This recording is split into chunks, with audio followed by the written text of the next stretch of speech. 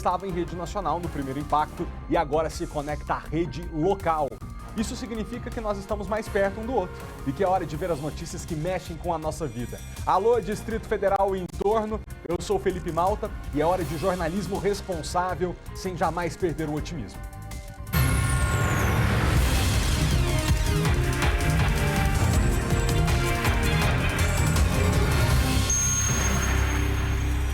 Homem mata ex a facadas, revoltado com o fim do relacionamento. Mais uma história dessas, né, Kátia Gomes? Infelizmente, Malta, a moradora de Valparaíso, chamada Maria Antônia da Silva Frazão, de 41 anos, morreu quando foi na casa do ex pegar alguns objetos pessoais. Ela tinha terminado o relacionamento justamente porque ele era um homem agressivo. Daqui a pouquinho eu volto com mais detalhes. Obrigado, Kátia. Até já. Na Universidade de Brasília, botões de pânico são espalhados pelo campus. Em casos de emergência ou vulnerabilidade, o estudante aperta esse botão e automaticamente aciona a central de monitoramento do campus, que funciona 24 horas. Logo, as câmeras próximas ao local são direcionadas para a pessoa até a chegada do segurança do campus. A previsão média é que ele chegue em, no máximo, 2 minutos. Você vai ver um detento que estava de saidão nesse último fim de semana e foi preso numa tentativa de assalto à loja de roupas dentro de um shopping em Taguatinga. E um outro detento, mas esse que já estava faz tempo, foragido de um saidão, ele foi preso no hospital acompanhando o parto do filho. Guilherme Glória. Extensa ficha criminal, viu? Responde por homicídio, latrocínio, tráfico de drogas, entre outros crimes. E o interessante é que desde o Dia das Crianças do ano passado, quando ele aproveitou o saidão, estava foragido, não retornou para a unidade prisional. Dessa vez, no Dia dos Pais e no momento do nascimento do filho dele, não deu para escapar. Está na cadeia novamente. A gente já se fala, Guilherme. Obrigado pela participação. E mais, mulher morre prensada entre 2 ônibus. Maicon Leão. Malta, ela era motorista e teria tentado parar esse ônibus que descia sozinho pela garagem, mas ela não conseguiu e, como você disse, foi prensada entre 2 veículos. Ela chegou a ser socorrida, levada para o hospital, mas infelizmente não resistiu aos ferimentos. As imagens são fortíssimas. A gente fala sobre esse caso daqui a pouco, viu? Nossa, eu não tinha visto a imagem ainda. Coitado dessa mulher. Tentou evitar uma batida, acabou pagando com a própria vida. Que coisa mais triste. A gente vai entender o que aconteceu na edição de hoje, 11 horas e 42 minutos. Sejam todos muito bem-vindos. O nosso jornal já está no ar. Mas a gente começa falando de feminicídio, uma história que todo mundo conhece, que se repete outra vez. Uma mulher de 41 anos de idade, que se chama Maria Antônia da Silva Frazão, foi morta pelo companheiro no sábado em Lusiânia. O principal suspeito é ele, o ex-companheiro dessa vítima, José Wellington Silva de Souza, de 43 anos. O relacionamento curto foi marcado por várias agressões, até que ela deu um basta e acabou com o namoro. Mas como em tantas histórias que a gente mostra aqui, esse homem não aceitou, covarde, não aceitou o fim do relacionamento. A repórter Kátia Gomes apurou os detalhes do caso e já fala com a gente ao vivo no começo do jornal. Obrigado, Kátia. É com você. Oi, Malta, boa tarde para você, boa tarde para todo mundo. Pois é, como você disse, né, infelizmente, mais um caso de uma mulher vítima de um ex-companheiro que não aceita o fim do relacionamento. Esse crime foi no sábado, por volta das 7 horas da noite. Ela morava, né, em Valparaíso e tinha ido até a casa de uma amiga. O suspeito desse crime, que se chama José Wellington Silva de Souza, de 43 anos, entrou em contato com ela, foi atrás dela e ficou insistindo que ela fosse até a residência dele para buscar alguns objetos pessoais que ela tinha deixado lá. Ela estava com medo, mas decidiu ir, acompanhada da filha de 11 anos, do irmão de uma amiga e também de um amigo. Isso tudo para garantir que nada de ruim acontecesse com ela. Só que ela foi até a residência e quando estava saindo, ele acabou esfaqueando ela 3 vezes pelas costas na frente da filha de apenas 11 anos. A família inteira está revoltada, inclusive eu estou aqui com a irmã da vítima, a Ana Cleide. Ela está muito abalada, mas decidiu falar com a gente justamente porque o suspeito do crime está foragido. Então ela quer justiça, quer pedir que a polícia procure ele até que ele seja preso e pague pelo que ele cometeu, né? Ela estava me contando que, apesar do relacionamento ter durado pouco, ali apenas 4 meses, a irmã estava sendo vítima dele, sendo agredida, né? Passando por diversas situações e por isso que ela decidiu terminar. Ana, muito obrigado pela sua coragem, pela sua força de participar aqui ao vivo no SBT Brasília. A sua irmã já vinha sofrendo um relacionamento abusivo? Sim, muito. Ele proibia ela de usar as roupas que ela gostava, maquiagem, tudo ele não permitia que ela usasse nos últimos tempos. Então, assim, ela era muito vaidosa, ela gostava. Até pro trabalho ele não queria mais que ela viesse, né? Então, assim, até onde eu tava sabendo, ela tava sofrendo muito com isso. Era quebra de celular dela, da filha dela, que já vi, que a filha dela me falou: tia, ele quebrou meu celular, quebrou o celular da minha mãe, ele empurra a minha mãe. Então, assim, ela tava vivendo mesmo muito abuso com ele, muito, muito mesmo. A Maria Antônia, ela trabalhava como cuidadora de idosos, sim, né, aqui no plano. Então, igual você relatou, ela gostava de sair, de se arrumar e ele impedia. Impedia. Tanto que quando fui reconhecer o corpo dela, assim, ela estava sem nada, que ela tinha pinças, brinco, ela estava sem nada. Eu falei, mas ela usava. Ela falou assim, não, chegou aqui sem nada. E minha outra irmã falou assim, ela não estava usando mais nada. Nada mesmo, porque ele proibia de tudo.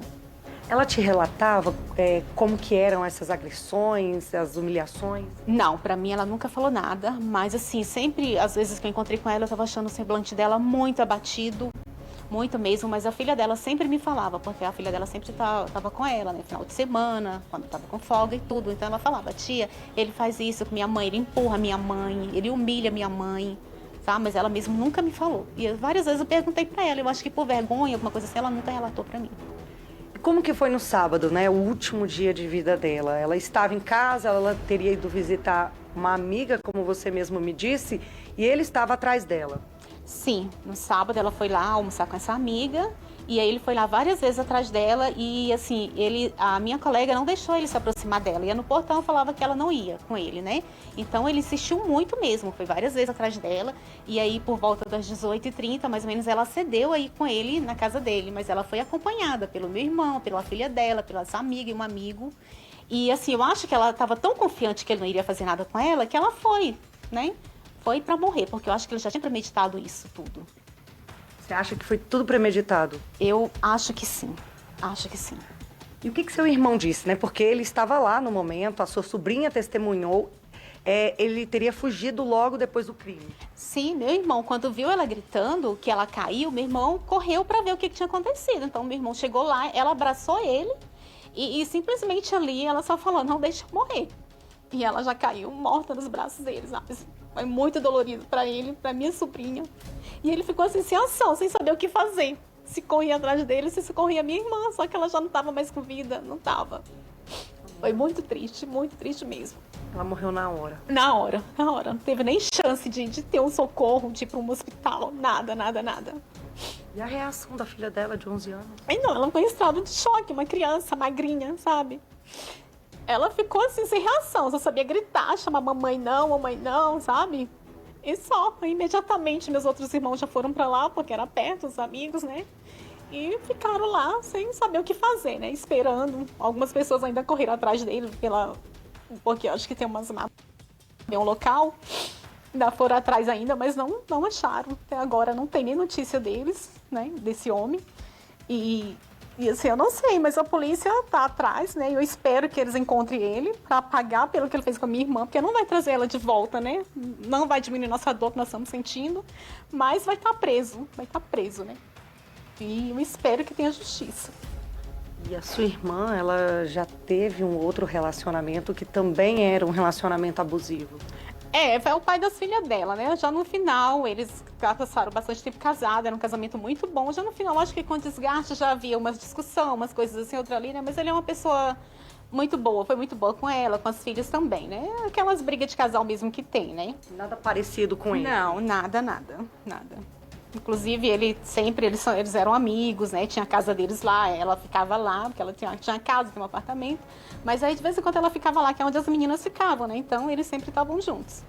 Ela tem duas filhas, né? Essa menina de 11 anos e tem uma outra menina. Tem a Luana, de 19 anos. E como é que ela está? As duas estão extremamente em estado de choque, né? Muito, muito mesmo. A Raíssa teve convulsão, vômito, tá lá, assim, em estado mesmo de choque. Eu já falei com ela, falou assim, tia, o que eu faço? Sabe, que ele me doeu tanto. Fala assim, o que eu posso fazer pra amenizar a dor dessa menina? O que eu posso fazer? Não sei. Nossa, não, imagina, a dor de uma filha perder a mãe, né, já muito grande, ainda mais testemunhar esse crime como ela testemunhou. Sim. Foi difícil demais pra essa criança. Agora vamos ver como é que essa criança vai ficar daqui pra frente. Como que ela vai viver sem a mãe, sabe? Porque o amor que eu posso dar pra ela, o que a irmã dela pode dar, o que o pai pode dar, não vai substituir o amor de mãe, né? Então, assim, tiraram uma vida de uma pessoa que era nova, cheia de vida, que tinha filhos pra criar, cheia de planos pela vida, e foi assim, tirado dela tudo que ela podia fazer. É muito triste, muito, muito mesmo. O enterro não vai ser aqui em Brasília, né? A família inteira, vocês são ao todo 8 irmãos.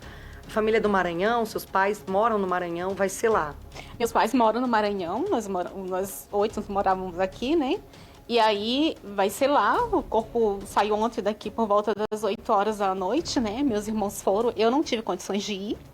E eles foram e tá previsto para chegar lá às 3 ou 4 horas da manhã para fazer o enterro amanhã. Porque minha mãe e meu pai pediu muito, sabe? E aí a gente optou por mandar.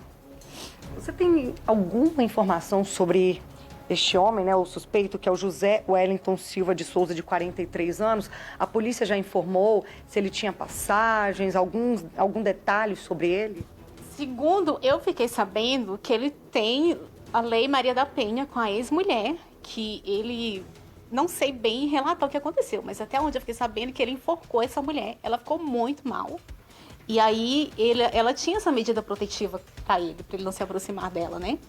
Mas, pelo jeito que eu fiquei sabendo, ela também tinha altas ameaças com ele, né? E parece também, ontem eu fiquei sabendo lá na casa da minha irmã, que ele tinha ligado, mandado mensagem para essa esposa, para ela ir lá na casa com as duas filhas, porque eles estavam na casa que ele estava morando, parece que ia vender, para dividir tudo entre os dois, né? E aí ela recebeu essa mensagem, ela não foi. Então eu acho que também ele estava querendo que ela fosse para lá para matar. No mesmo dia do crime? No mesmo dia do crime. Uma pessoa me falou ontem lá, que é próximo deles. Aí eu não sei o que se passou na cabeça dele, o que ele estava premeditando, né, para fazer com essa outra mulher. Ele chamou as duas ex para ir na casa dele no mesmo dia, no mesmo horário ali aproximado que ele matou sua irmã. Sim, que eu fiquei sabendo ontem. Então, acho que ele já estava com todas as intenções. Ou a ex-mulher ou a minha irmã, né? Uma das duas. Minha irmã acabou caindo na conversa dele, foi. E aí ele fez o que fez com ela. Mas quando a pessoa ela tem, né, a intenção de fazer uma maldade, se ela não tivesse ido, talvez ele teria arrumado outro jeito. E sua irmã, inclusive, ela tomou todas as medidas ali de precaução, foi acompanhada do seu irmão, da filha, de uma amiga, de um amigo, né, justamente para ele não fazer nada, mas infelizmente ele foi covarde e fez o que fez com a sua irmã. Acaba destruindo uma família, né? A família inteira fica muito abalada. Sim, agiu com muita brutalidade, né? Muito mesmo. E assim, destruiu com todo mundo, né? Com a vida das filhas, porque vai ser muito difícil para elas se manterem daqui para frente, porque assim, com o tempo vai passando, né? Mas vai ser muito difícil para elas. Com a vida dos meus pais também, né? Porque pai e mãe sofrem demais com isso. E pra gente, nossos irmãos, amigos também, todo mundo. Os patrões dela também. Então, assim, não sei o que vai ser daqui pra frente. Espero que ele seja pego logo mesmo. Não, com certeza, Ana. Muito obrigada pelo seu depoimento. Malta, eu acho que esse caso acende até um alerta, né? Eu sei que quando a mulher conhece um homem, geralmente está muito apaixonada, mas acho que vale fazer uma pesquisa, né? Será que a pessoa ela já tem alguma passagem pela polícia? Será que ela já foi agressiva? Tem algum registro de Lei Maria da Penha, né? Alguma ocorrência? Eu acho que vale esse apelo aí, vale correr atrás realmente e tentar descobrir isso. E a gente tem que fazer esse alerta aqui de forma muito lamentável, Kátia, porque não deveria ser o papel, né, de uma mulher idônea, de bem, ter que ir atrás de saber o passado de um homem, porque se este homem tem problemas com a justiça por Maria da Penha, ele não deveria estar na rua disponível para um relacionamento. Então a gente está aqui correndo atrás do prejuízo, prestando o serviço de pedir às nossas amigas telespectadoras que, se conhecerem um homem, que busquem saber da ficha criminal, isso para que elas se protejam, mas o correto não é isso. O correto é que quando uma mulher está na rua, está em um ambiente social e conhece por meio de alguém, ou sozinha, conhece um homem, que ela pudesse confiar no Estado brasileiro. Se este homem está na rua, significa que ele tem condição de conviver em sociedade. Não era o caso desse homem que está na tela e que você está vendo agora, inclusive que está foragido. Se você tiver alguma informação, diz que 197, você não precisa se identificar. Tentando entrar aqui, fazer o impossível, que é entrar na cabeça de um monstro como esse, quando ele acaba com a vida de uma mulher, porque está possuído pela raiva do fim do relacionamento, a gente fica se perguntando, será que por nenhum momento, para além do ódio que ele estava sentindo dessa mulher, ele não se colocou no lugar de uma menina de 11 anos que testemunhou o crime? Porque a tia Ana Cleide estava dizendo, como é que agora uma menina de 11 anos cresce sem a mãe? Há muitos casos, né, em que as pessoas perdem a mãe muito cedo e é óbvio que isso é um trauma doloridíssimo que a gente nem sabe como é que a pessoa faz para passar. Mas eu acho que no caso dessa menina é diferente, porque ela não perdeu a mãe para uma doença, para uma fatalidade, num acidente em que não havia como ser evitado, ela perdeu a mãe para a barbárie, para um selvagem que decidiu acabar com a vida da mãe dela. Ela é órfã por causa deste homem que você viu na tela e que estava solto. Só fazendo um contexto aqui histórico, a lei no nosso país coloca a prisão como a última das medidas para punir alguém que comete um crime ou que transgride a legislação. Isso acontece porque a nossa Constituição veio depois da ditadura militar e na ditadura prender as pessoas era algo que se fazia sem muita regra. Para acabar com isso veio uma Constituição que disse, olha, prender agora vai ser exceção. Só que nós já passamos dessa época. 30 e tantos anos depois da Constituição de 88, a gente precisa rever o momento que a gente está vivendo. E para um homem como esse, ele já deveria estar preso há muito tempo e agora, se foi encontrado, tinha que estar em prisão perpétua. Ele tem que dizer para a sua prisão para o resto da vida, tem que comunicar à sociedade que o que ele faz é inaceitável. Infelizmente, nós estamos muito atrasados numa discussão séria sobre legislação penal que puna adequadamente quem está disposto a qualquer custo a tirar a vida da outra pessoa de forma banal e cruel. Kátia, eu te agradeço pela entrevista, dê um abraço na irmã da Maria Antônia e obrigado por ela se dispor a vir em televisão aberta dar esse recado para que, bom, a gente preste o serviço da informação. Eu não sei mais o que nós podemos fazer, sinceramente. Você como repórter, você cobre isso todos os dias. O que mais que nós podemos... Eu não sei o que mais que nós podemos fazer. Como jornalistas, como meio de comunicação. A gente está aqui todos os dias à disposição da polícia, nós estamos todos os dias à disposição dos institutos que cuidam das medidas protetivas, que apoiam as mulheres. A gente não sabe mais o que fazer, a gente está desesperado. Eu acho que falta da parte do Estado brasileiro uma postura que honre a nós, jornalistas, as mulheres em primeiro lugar, a sociedade que quer ver isso acabar e que infelizmente passa dia, passa semana, passa mês, nada muda. Estamos aqui noticiando a mesma coisa. Obrigado, tá? Até daqui a pouquinho. Porque, gente, o que mais que eu faço? O que mais que a Kátia faz? Um jovem foi espancado por seguranças numa casa noturna de Taguatinga nesse último fim de semana. Os funcionários ou seguranças confundiram esse rapaz com um penetra. Vamos ver a reportagem. O relato nas redes sociais foi feito pela Ellen, amiga da vítima. Na postagem, ela diz que na manhã de domingo, o Gildomar Mateus de Souza, de 20 anos, foi agredido por seguranças de uma casa noturna de Taguatinga quando estava indo embora. Eles acreditavam que o jovem tinha entrado de penetra na festa. Ele estava lá curtindo de boa, entrou, pagou, né, tudo certinho. Aí, na hora de sair, o Gil tinha esquecido a carteira e sua blusa lá dentro. Nisso, ele decidiu entrar para pegar, né? Aí, ele entrou sem avisar para um dos seguranças. Aí, os seguranças viu que ele entrou e achou que ele era penetra, tinha entrado sem pagar nada. Aí, começou a discussão entre eles. Aí, um dos seguranças deu um tapa na cara do Gil. E o Gil não reagiu, continuou só batendo boca mesmo, eles. Aí, depois, os dois outros seguranças, né, que o menino me informou, foi pra cima dele. Ele tá bastante machucado. Em um áudio, a mãe do Gildomar relata que o filho desmaiou e acordou apenas no Hospital Regional de Taguatinga. O menino está traumatizado com a agressão sofrida. E agora nós estamos voltando para o hospital, porque ele está muito depressivo, querendo se matar, porque aconteceu isso com ele, entendeu? E chorando e sentindo dor nas costelas. Então aí eu estou voltando com ele para o hospital. Aí mais tarde eu vou lá na boate também, para poder saber as câmeras da boate, como é que foi que aconteceu. E as coisas, o relógio, levaram o relógio dele, levaram a corrente de prata, levaram o celular, entendeu? Esta não é a primeira vez que um cliente é agredido por seguranças da boate. Em dezembro de 2019, uma mulher foi espancada aqui na porta depois que tentou subir no palco para abraçar o cantor. Depois disso, a casa de festas mudou de nome. O vídeo mostra um momento em que uma segurança joga a cliente no chão. Ela bate a cabeça, é arrastada pelas pernas. A agressora fecha a grade com a ajuda de um homem. A vítima chora enquanto é socorrida. Em julho deste ano, a Justiça do Distrito Federal condenou a casa noturna de festas a pagar R$20 mil de indenização. De acordo com a decisão, houve violação à integridade física da jovem, que na época tinha 21 anos. Primeira vez que isso acontece. Já aconteceu várias outras vezes e isso não acaba. Já veio acontecer vários casos com mulheres também agredidas lá dentro. Vários outros casos, isso não acaba. E a gente pede justiça para que isso acabe, né, de uma vez. Eles bateram no rosto desse menino desse tanto, porque acharam que ele era um penetra. Ainda que fosse, você pega a pessoa e retira da festa, chama a polícia, não bate em ninguém desse jeito. Alguém que não está ameaçando contra a vida de ninguém, não é em legítima defesa. O Maicon Leão está com a gente ao vivo para falar dessa história. O rapaz, o Maicon, você está com o rapaz que foi agredido? Não entendi. É isso? É com você?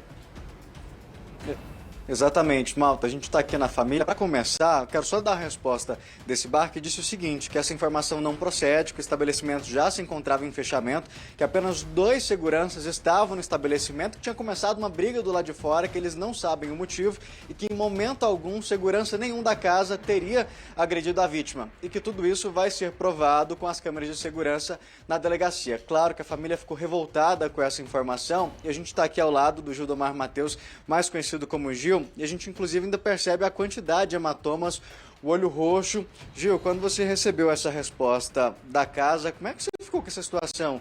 Eles dizer que você não foi agredido lá dentro, que não foi por um segurança?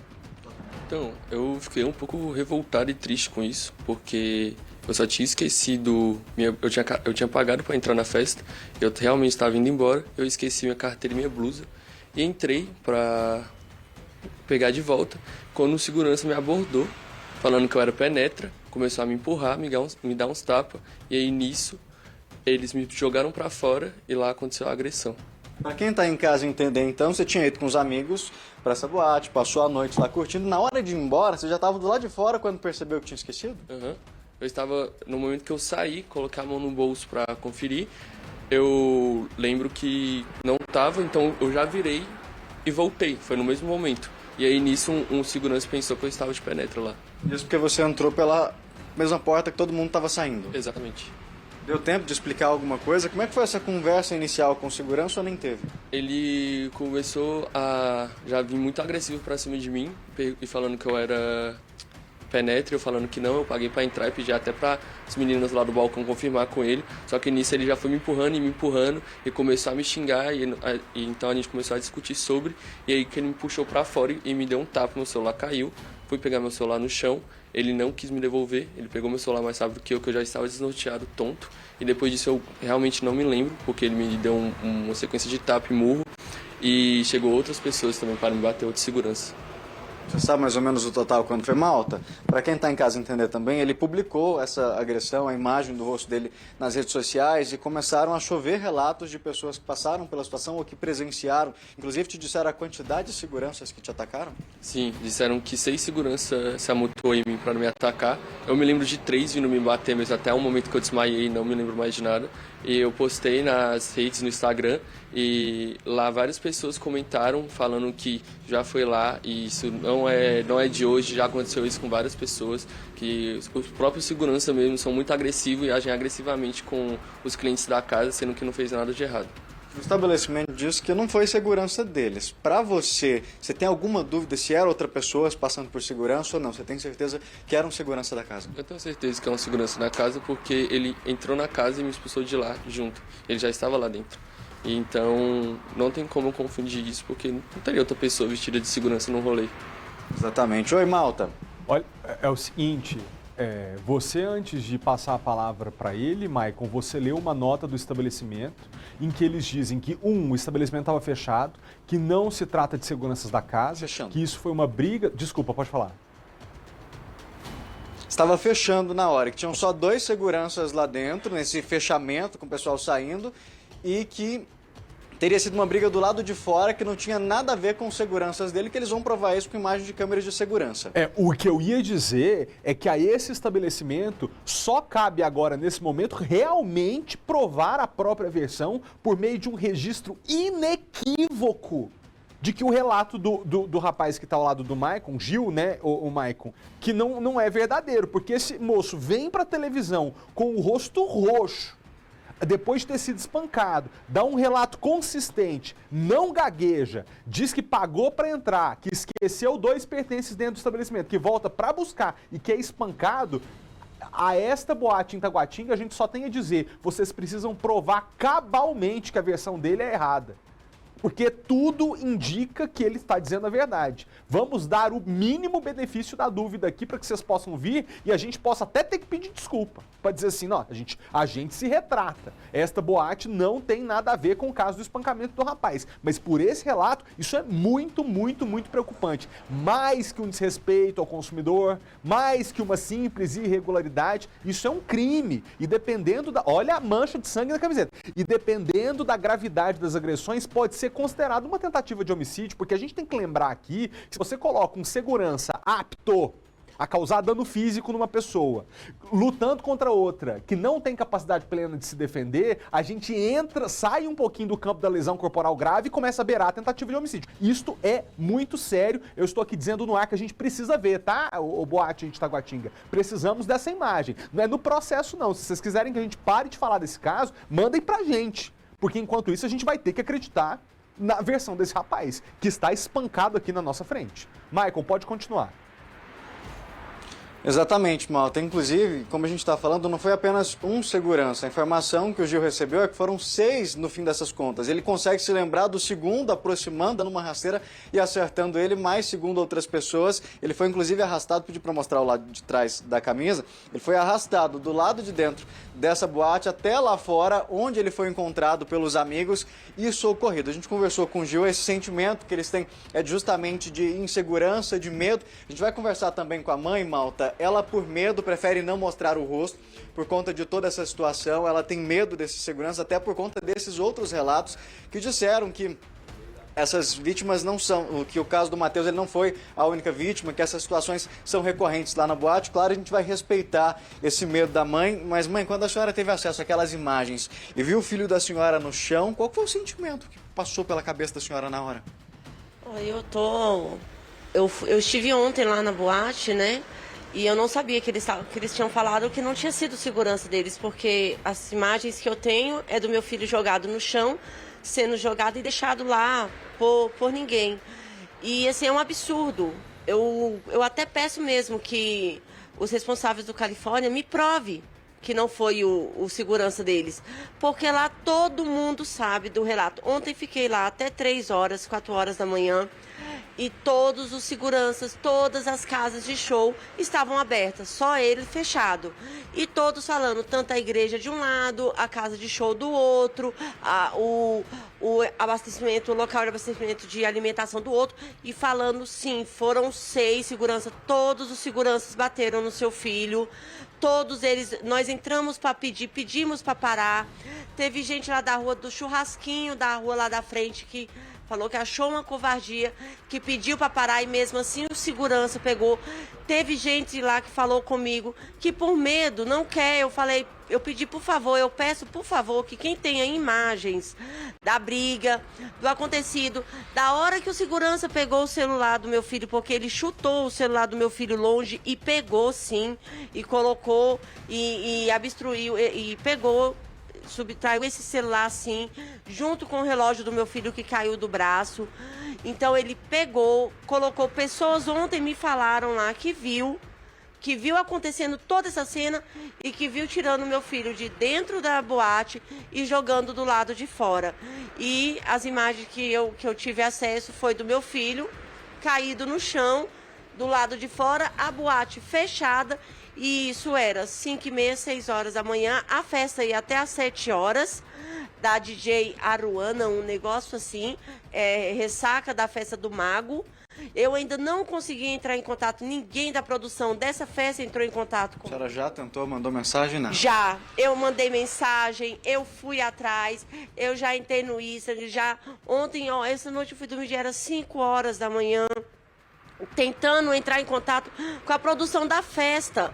Eu não estava tentando entrar em contato, nem era tanto com a produção da Califórnia. Então eu peço assim, se a produção da Califórnia teve a coragem, a capacidade de falar para vocês, mandar uma nota para vocês, então que mande para a mãe. Porque, gente, não é fácil você ver o seu filho saindo, você criar seu filho e seu filho voltar do jeito que voltou, e eles estão assim, mentindo na minha cara, e sendo que tem imagens lá, tem tudo. A câmera lá já foi mudada de posição, ela já está virada para a parede, a outra câmera já foi destruída, mas tem a câmera central que está na rotatória do lado do pistão, tem as câmeras da feira, então tudo isso dá para provar. Os seguranças tirando, a menina não quis me dar a imagem, mas ela filmou lá o do estabelecimento de alimentação, ela filmou meu filho sendo segurado, arrastado por 2 seguranças e jogado no meio-fio até o SAMU chegar. A senhora quer agora uma resposta e principalmente justiça, né? Malta, você tem uma pergunta? Tem. Eu quero dizer o seguinte, você que está em casa, você está entendendo por que nós estamos com esse caso aqui, quais elementos apontam para o fato de que este jovem realmente foi espancado por seguranças da boate. Não só a versão dele, que vem em televisão e se dispõe a mostrar o rosto e contar o que aconteceu, a gente já tem que dar um voto de confiança. Fosse uma pessoa que estivesse mexendo com coisa errada, estivesse envolvida com criminalidade, talvez não estivesse aqui dando a cara a tapa, porque talvez teria rabo preso, teria telhado de vidro, poderia ter outras coisas erradas para serem descobertas dele. Segundo, a mãe está aqui presente dando entrevista dizendo que foi até o local, conversou com os estabelecimentos vizinhos, com funcionários dos estabelecimentos ao lado, e que as pessoas reforçam a versão do garoto de que ele foi espancado. Então nós temos elementos fortes de que isso realmente aconteceu. Agora, eu vou fazer aqui o advogado do diabo, só para a gente terminar de colher esses elementos. Michael, eu queria só que você confirmasse com esse jovem se, ele não arranjou confusão lá dentro e bateu em alguém. 2, se quando ele entrou para buscar os seus pertences de volta e avisou para os seguranças que ele já tinha pago a entrada e que voltou para pegar o que ele esqueceu, se esses seguranças pelo menos foram checar essa informação.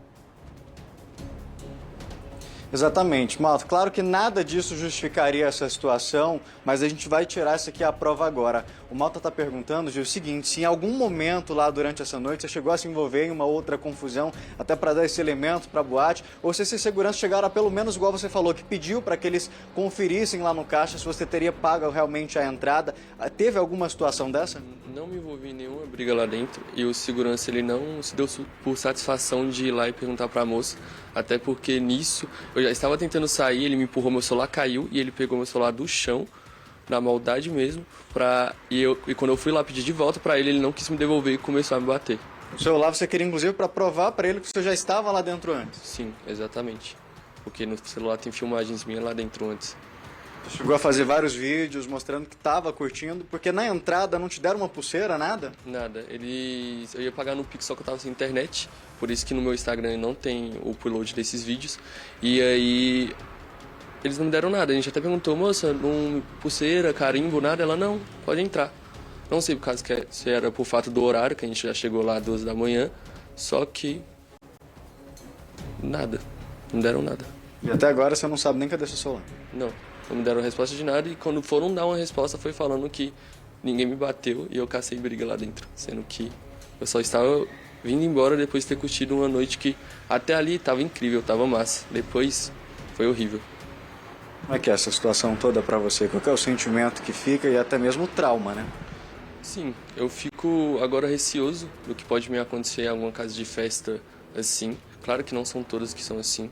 E eu fico triste também, porque não foi só comigo que aconteceu, como várias pessoas já falaram que teve o relato que isso já é decorrente do local, já é conhecido da segurança. Então eu espero que seja feita a justiça certa sobre isso, porque não, por mais que seja uma luta minha, também não é só minha, é de todas as pessoas que já se envolveram e já se machucaram, e eles não se importam mesmo. Eles só vão te jogar, igual aconteceu comigo, eles só vão te jogar lá na calçada, mudar a câmera de lugar e pronto. É isso, a gente agradece, Malta, claro, a participação dessa família que veio até o local, reforça mais uma vez o espaço para essa casa de shows vir conversar com a gente, mostrar essas imagens dessas câmeras de segurança para dar a versão delas nessa situação. O caso foi registrado inicialmente na 11ª DP, mas vai ser transferido lá para a 21ª justamente por conta que é a área onde isso aconteceu, a delegacia plantonista foi onde foi registrado e agora vai ser investigado lá pela 21ª DP como lesão corporal e apropriação indébita justamente por conta do celular do Gil, que até agora não apareceu e que, segundo ele, teria sido o primeiro segurança envolvido nessa situação, quem teria pegado esse celular. Tá bom, eu gostaria de reforçar então o pedido do SBT Brasília para que a delegacia da área investigue com rigor e esclareça o que aconteceu. Aqui a gente tem que dar a versão da pessoa que foi agredida, na qual a gente acredita, tá, em primeiro lugar, porque a gente está aqui com todos, nada nos indica que isso é mentiroso. Tem uma família de boa fé vindo dar entrevista e um menino claramente espancado. E testemunhas dizendo que foi exatamente isso que aconteceu. Pode ter algum ângulo que a gente não está enxergando dessa história? Pode. E é por isso que o espaço está aberto para que essa boate venha a se posicionar, enviar as imagens que eventualmente comprovem a versão deles. Mas por enquanto a gente tem uma família aqui dilacerada, com um menino, olha o rosto desse rapaz, enquanto fala com a gente aqui ao vivo. Obrigado, tá, Maicon, pelas informações. Ao longo da semana, assim que a gente tiver a atualização da investigação da polícia, a gente volta nesse tema. Obrigado. Um idoso foi resgatado depois que vizinhos e um amigo da família denunciaram a situação de completo abandono em que esse idoso se encontrava. Sem conseguir se locomover, ele estava morando sozinho em Ceilândia, sem nenhum familiar, num ambiente insalubre, com muita sujeira. E o Guilherme Glória tem os detalhes para a gente desse caso entristecedor. Guilherme, boa tarde. Boa tarde, Malta. Boa tarde a todos. Como você mesmo disse, é um caso entristecedor, viu? A gente esteve hoje pela manhã, a nossa equipe, na QNP 18, no setor P-Sul, lá em Ceilândia, nessa rua para observar o local e conversar com a família ou com vizinhos para entender o que aconteceu. Porque é uma situação surpreendente. Se você vê, por exemplo, as imagens que o cinegrafista Rogério Dentinho fez da casa, você vai perceber que destoa completamente das outras residências da rua.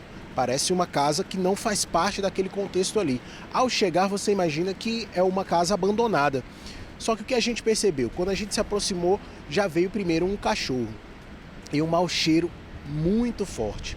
Sabe aquele ambiente onde vivem muitos cachorros e que não há uma limpeza? Quem já passou por um ambiente assim sabe do que eu estou falando. Não parece um local onde era possível viver uma pessoa com o mínimo de conforto e dignidade. Só que, infelizmente, era o que estava acontecendo. Esse senhor tem 74 anos de idade, essa é a informação, e os vizinhos comentaram com a gente o seguinte: quando eles perceberam que ele estava sozinho lá, era um senhor que sofreu uma queda há algum tempo atrás e começou a ter dificuldades de locomoção, uma situação que foi piorando cada vez mais. Então, ele não tinha nem muita força para sair, para se alimentar, foi o que os vizinhos nos contaram. Então, muitas vezes, a pessoa que morava ali ao lado, na rua, preparava uma marmita e levava para ele, tentava limpar ali o máximo possível da residência, que por conta do cachorro que estava lá, inclusive sem comida, esse cachorro, ficava muita sujeira, então eles limpavam o básico ali, mas eles não tinham como manter esse senhor durante a vida dele toda, né? E se preocupavam muito com isso e, por conta disso, tentaram conversar com a família, Ligaram para a polícia também, foi registrada uma ocorrência na 23ª Delegacia, lá do setor Sul, e nada tinha sido feito. O que é que a gente soube de informações conversando com os vizinhos? Ontem chegou uma ambulância lá até o local e parece que também familiares desse idoso estiveram lá e foi conversado com eles para acertar como é que vai ficar o tratamento e os cuidados a esse senhor. A gente gravou uma entrevista com alguns vizinhos que não querem mostrar o rosto, mas que toparam conversar com a gente e falar um pouco sobre essa situação. Vamos acompanhar o que eles nos disseram. Quando a ambulância esteve aqui, levou ele, né? E aí eu espero que a família tome de conta dele, porque tá muito difícil a situação dele aqui, né? Tem um cachorro que eles não estão dando comida, não dava comida pro velho. Eu entrei lá na sexta-feira com o pessoal da saúde, tinha muita sujeira, tava cheio de cocô, muito cocô de cachorro e não tinha comida não, tava muito sujo mesmo. Um ambiente que não dava para um ser humano ficar bem, né? Não dava não. E a família abandonou mesmo praticamente, tava abandonado, às vezes ele gritava pedindo socorro, ajuda com os vizinhos. Eu espero que a família tome de conta, né? Que se ele voltar para cá ele tenha mais cuidado, né? Porque tá difícil a situação. Ele sozinho abandonado aí desse jeito, é complicado, os vizinhos se preocupam, né?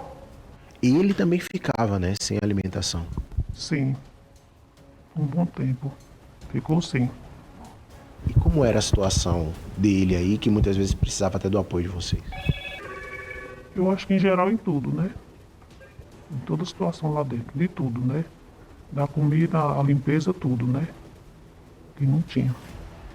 A saúde dele, como é que estava também? Muito difícil. Ele era muito doentinho mesmo. Tinha muito problema de saúde. Não bastassem as dificuldades naturais que o envelhecimento traz, a pessoa ainda fica em casa, no meio da sujeira, morrendo, à míngua, sem comida. Se você tem alguma denúncia de um idoso que está abandonado, que precisa de socorro, ser resgatado, diz que sim, o número está aqui na tela. Guilherme, obrigado pelas informações, a gente volta a se falar daqui a pouquinho. Malta, só um detalhe, Malta, importante. Falar. A gente tentou contato, inclusive, com a família dele, né? Estamos tentando ainda o contato para saber o que aconteceu, se essa família está sem condições de cuidar dele ou o que foi que houve para a situação chegar até esse ponto, né? Queremos ouvir também, saber o que os familiares têm a dizer e principalmente saber se daqui para frente ele vai ter um melhor conforto aí, uma qualidade de vida adequada para a dignidade de qualquer pessoa. Talvez só se algum asilo, algum abrigo de idosos decidir ajudar, né? Porque uma família que larga uma pessoa desse jeito e depois vai falar que se arrependeu, que vai começar a cuidar, é difícil. Obrigado, Guilherme. A Universidade de Brasília começou a instalar postes com botões de pânico pelo campus. Esses dispositivos poderão ser acionados por alunos e funcionários que se sentirem em situação de perigo. O chamado é direcionado a uma central de vigilância. Os 2 postes instalados vão passar por um período de teste de 1 mês. Se tudo correr como esperado, 18 dispositivos similares vão ser colocados nos principais corredores da Universidade de Brasília. Em casos de emergência ou vulnerabilidade, o estudante aperta esse botão e automaticamente aciona a central de monitoramento do campus, que funciona 24 horas. Logo, as câmeras próximas ao local são direcionadas para a pessoa até a chegada do segurança do campus. A previsão média é que ele chegue em, no máximo, 2 minutos. Recentemente, 2 casos chamaram a atenção na universidade. Um deles, uma jovem foi gravada usando o banheiro. O suspeito foi identificado e preso. Já no segundo, uma estudante denunciou ter sido abordada por um homem na saída do restaurante e estuprada. O suspeito foi ouvido pela polícia e o caso segue sob investigação. A reitoria da UNB nega que a medida tenha sido implantada por causa disso. É um elemento que acrescenta ao sistema de segurança, todo o nosso planejamento de segurança, uma possibilidade aos membros da nossa comunidade de se comunicarem diretamente, de uma forma muito rápida e simples, e 24 horas por dia, com os nossos corpos de segurança e transmitirem o que está acontecendo. Para algumas estudantes, apenas a instalação dos postes não resolve o problema. Quero saber também, mediante a isso, se a polícia vai vir rápido, né?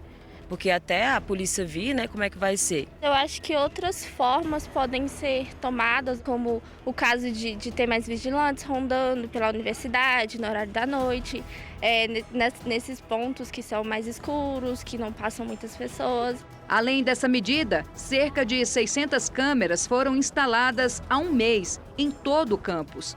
A iluminação também foi melhorada.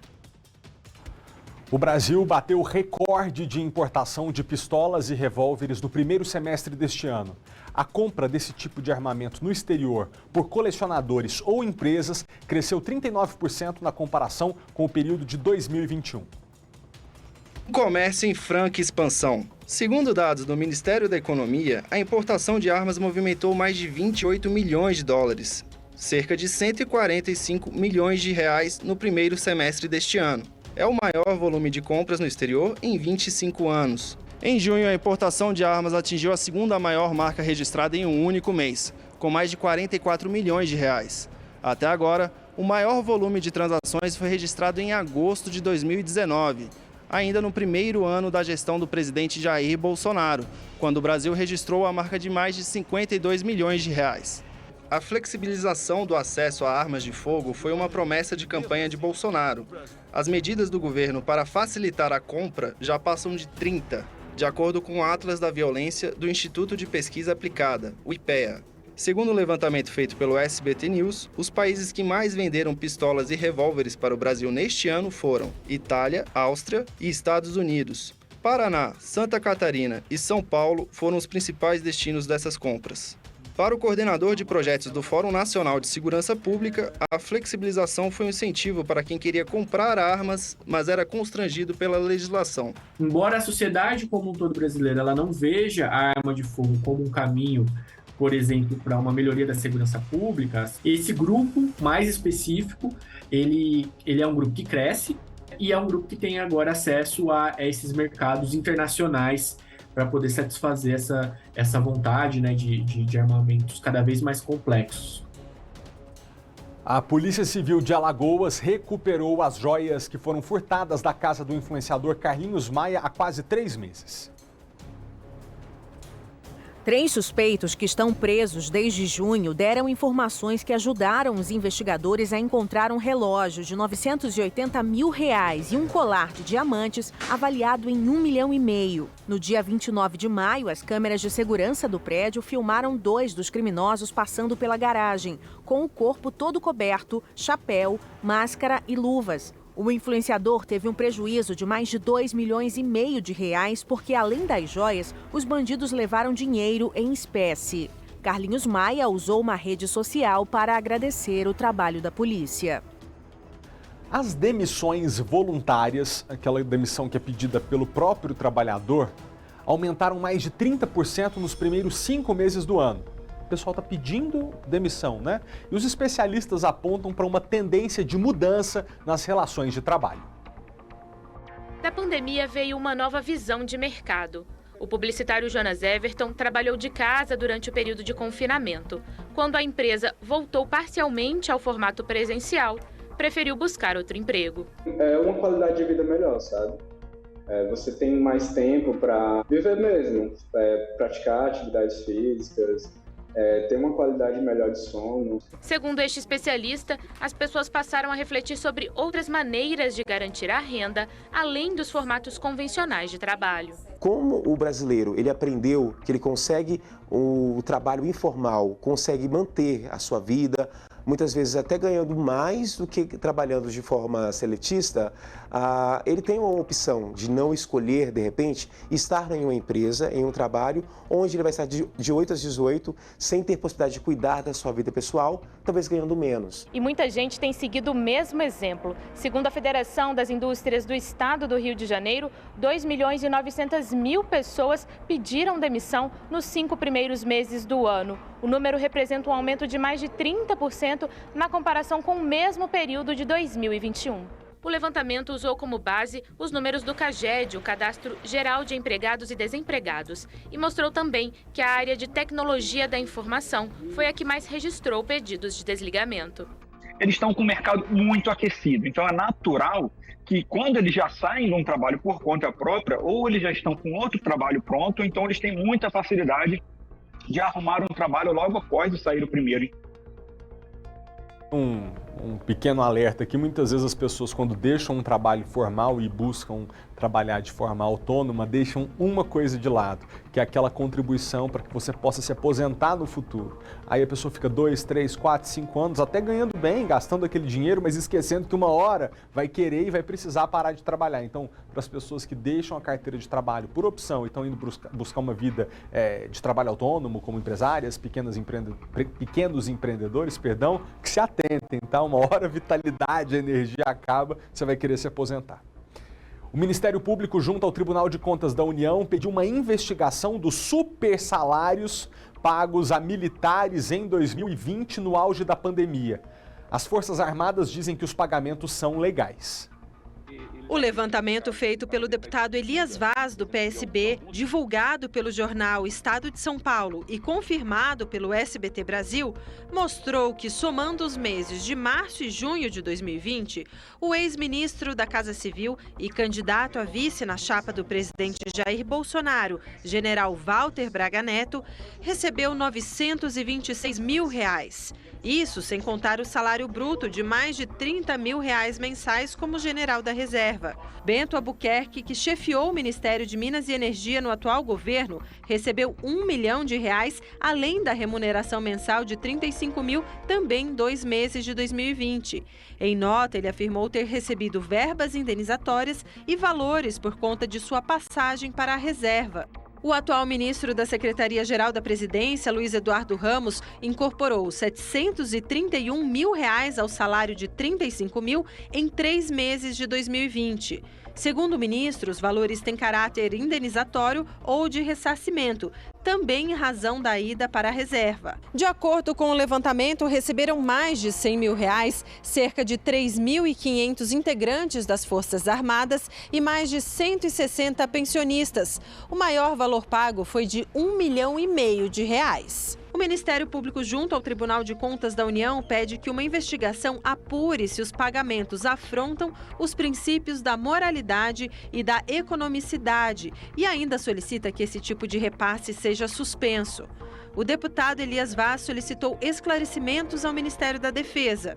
Isso para a gente assim, foi revoltante porque, como no momento difícil que o país estava passando, e continua até hoje inclusive, você tem esse tipo de privilégio dentro da máquina pública. Em nota, o Ministério da Defesa respondeu que as Forças Armadas cumprem rigorosamente a legislação que rege os pagamentos dos militares e servidores civis e lembrou que os valores são lançados no portal da transparência e submetidos à fiscalização dos órgãos de controle. Papais e mamães que acabaram de ter filho, a gente tem um recado para vocês. Hoje é dia 15 de agosto, é o dia da gestante, sabia dessa? E a gente vai trazer uma dica muito legal, eu tenho certeza que você tem para quem contar essa novidade, se não for para você utilizar. Um brechó permanente de roupas de bebê. É uma mão na roda, né? Porque as roupas do recém-nascido, dos bebês, acabam sendo muito pouco usadas, porque o bebê, a menina, o menino, eles crescem rápido demais, logo perdem as roupas. A Kátia Gomes está nesse bazar que se chama Cresci e Perdi e fala com a gente agora ao vivo. Kátia, é com você. Oi, Malta, exatamente. Ele fica aqui na quadra 6 do setor comercial sul, bem em frente ao Pátio Brasil. E como você disse, é o sonho de toda mãe, porque a gente sabe que a mãe vai lá no shopping, né, em alguma loja, compra uma roupa cara e essa roupa às vezes não dura nem 1, 2 meses, né? Então, para a mãe pagar pouquinho, né, pagar bem baratinho numa roupa boa, de qualidade e novinha, essa loja aqui, ela tem, viu? E tem de tudo, não só roupas. Tem também sapatos, calçados, sapatos tênis, né? Tem sandália, tem bolsa, tem diversos tipos de roupas para a mãe comprar. E olha só, não só a mãe comprar, mas também eles oferecem um serviço, eles compram também, né? Se a mãe quiser vender a roupa, ela vai conseguir. E quem vai explicar tudo da loja aqui pra gente é a Júlia, que está aqui ao meu lado. Júlia, olha, eu tô aqui impressionada, né? Porque os preços são muito em conta, bem baratinho, tem de tudo. A pessoa que vier, né? A mãezinha que vier aqui comprar essa roupa ou sapato, até brinquedo mesmo, ela vai conseguir levar muita coisa por um preço excelente, né? Aquele preço de desapego. É isso mesmo, Kátia. Boa tarde, pessoal. Então, na verdade, a nossa loja é do RN aos 16 anos e é o sonho de toda mãe, porque na verdade elas compram com preço muito justo e coisas de qualidade. Então a gente tem cartas, tem marquinhas importadas, tem produtos novos com preço de outlet e além de tudo, quando os filhos perdem suas roupas, elas podem trazer até a loja, a gente paga na hora ou troca pelo Diracrédito, que é aquele crédito para gastar na loja, trocar por outros produtos. Realmente é o sonho de toda mãe.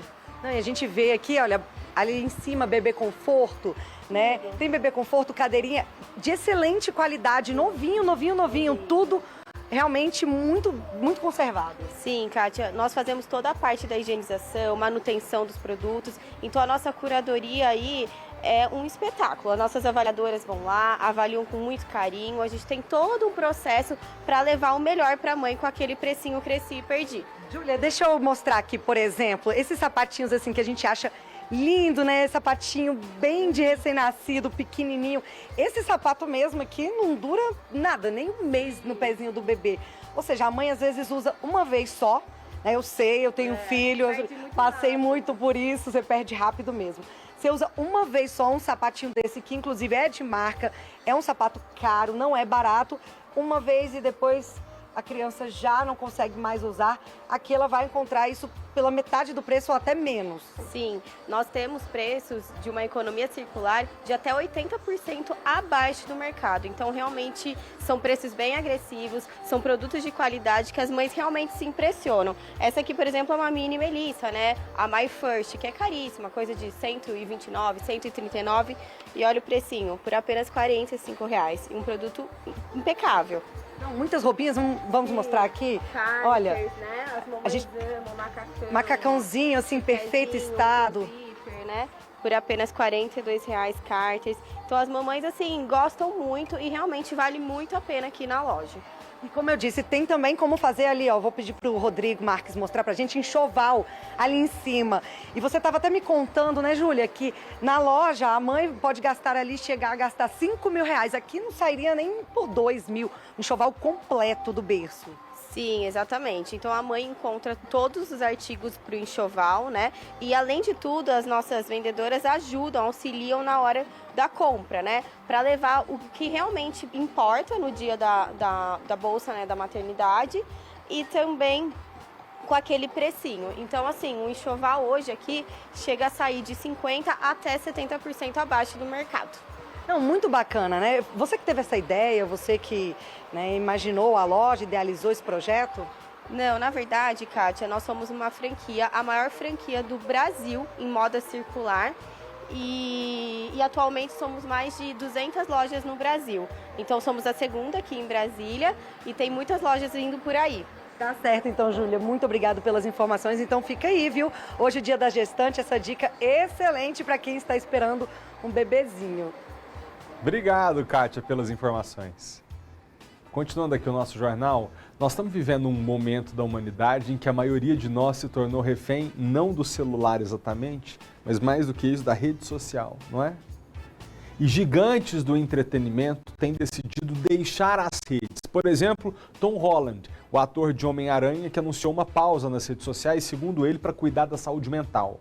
Como é que as redes sociais estão mexendo com a sua cabeça? É a pergunta de hoje da nossa enquete. Você também está ficando tantã por causa de Instagram, TikTok, Facebook? Você está mexendo com a sua cabeça? Aponta a câmera do seu celular para o QR Code que está aqui na tela e participa desse debate junto com a gente nesse comecinho de semana. Quem sabe a partir de hoje você já dá uma mudada no jeito que você usa a rede social ao longo da semana para ser mais produtivo, para ficar mais calmo, diminuir a ansiedade. Quando você apontar a câmera para esse QR Code, você vai ter acesso à nossa pergunta que te dá depois 3 opções de resposta. Pode colocar aí na tela para a gente ver juntos com os nossos telespectadores. Olha só, as redes sociais afetam a sua saúde mental?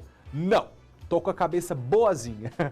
Para você que tá calmo, acha que a rede social não te afeta, não mexe com o seu psicológico, primeira opção de resposta. 2 é, sim, estão afetando e eu te confesso, malta, que eu só não saio do Instagram, do Facebook, do TikTok, porque eu dependo disso aqui pro meu trabalho.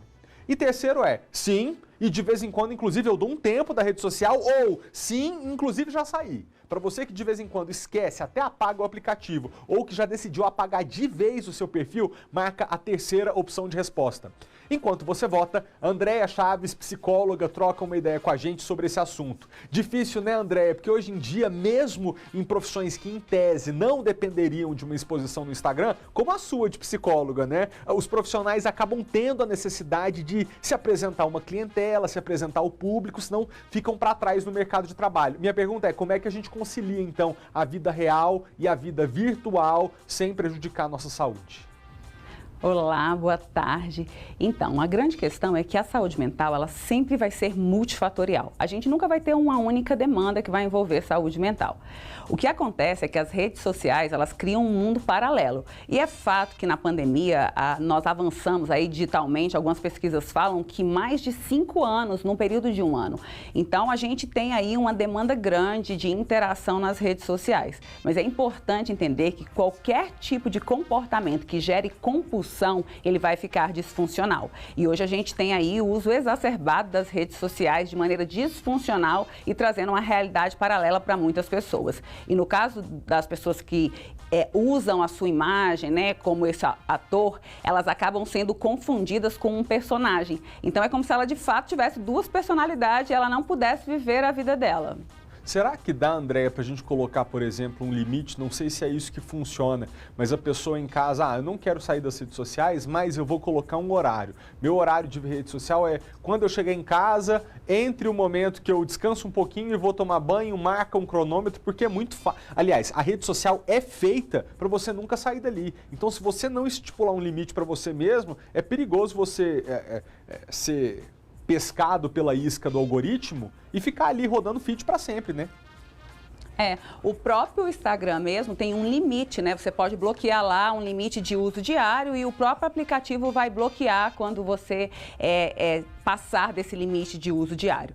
É importante a gente entender que a nossa vida, ela acontece além das redes sociais. Então, estabelecer limites, estabelecer horários de uso, né? Fazer alguns detox, alguns jejuns de celular também funciona. Porque o nosso organismo, ele acaba se programando naquilo que você mais faz. Então, o seu repertório de comportamento, ele vai ser a repetição dos seus padrões diários. Então, é importante a gente ter aí alguns controles para a gente não virar escravo de uma coisa que pode ser legal. Espera só um pouquinho para a gente já voltar a se falar. Antes disso, eu queria que a gente ouvisse, junto com o nosso telespectador, o depoimento do Tom Holland, o ator do Homem-Aranha, que decidiu dar um basta nas redes sociais. Pode rodar. I have taken a break from social media for my mental health because I find Instagram and Twitter to be overstimulating, to be overwhelming. I get caught up and I spiral when I read things about me online. And ultimately it's very detrimental to my mental state. So I decided to take a step back and delete the app. Asking for help and seeking help isn't something that we should be ashamed of, but it is something that is much easier said than done. So again, thank you for listening. I'm going to disappear from Instagram again. And to everyone out there, thanks for your love and support. I love you all and I'll speak to you soon. Bye. Ó, que coisa, né, gente? No caso dele, foi assim, pra mim não dá mais, eu vou ter que sair das redes sociais. Mas se é uma necessidade de hoje em dia para algumas pessoas e você é o tipo de usuário que precisa de estar na rede por um motivo ou por outro, eu acho que há questões de hábito que a gente pode ir modificando. André, um dia desses eu vi uma sugestão de uma psicóloga, queria até que você comentasse, se possível, que a gente está com um hábito, por exemplo, é até errado no trânsito, mas parou no semáforo, enquanto espera o semáforo abrir, fica ali, olha a rede social. Entrou no elevador, olha a rede social. Esses pequenos momentos de tédio do dia a dia, em que você espera algo acontecer, a gente vai logo para a rede social. E que isso tem prejudicado a nossa saúde e aumentado a nossa ansiedade, porque em momento nenhum a gente tolera passar sem um estímulo, né? O cérebro fica a todo momento de pausa procurando alguma coisa para ver. É o que eu tinha falado, né? Essa aceleração do pensamento, essa repetição de comportamento, ela começa a ficar compulsiva. Então, eu tô a toda hora passando o dedo, procurando alguma coisa ali para interter o meu cérebro.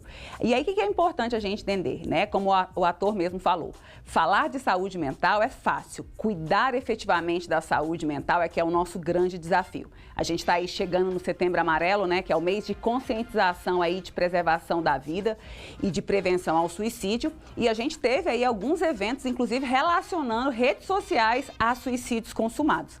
Então, o que é importante a gente entender? Que a vida real, né, o padrão de comportamento que a gente quer enquanto qualidade de vida é o que vai determinar os nossos resultados. Então, as pessoas às vezes não têm tempo de ficar com o filho, não tem tempo de fazer uma atividade física, mas fica ali mais de 1 hora na rede social. Então, algo que era para ser legal acaba sendo danoso em virtude desse estímulo tão fácil, né? Tão acessível a todo mundo.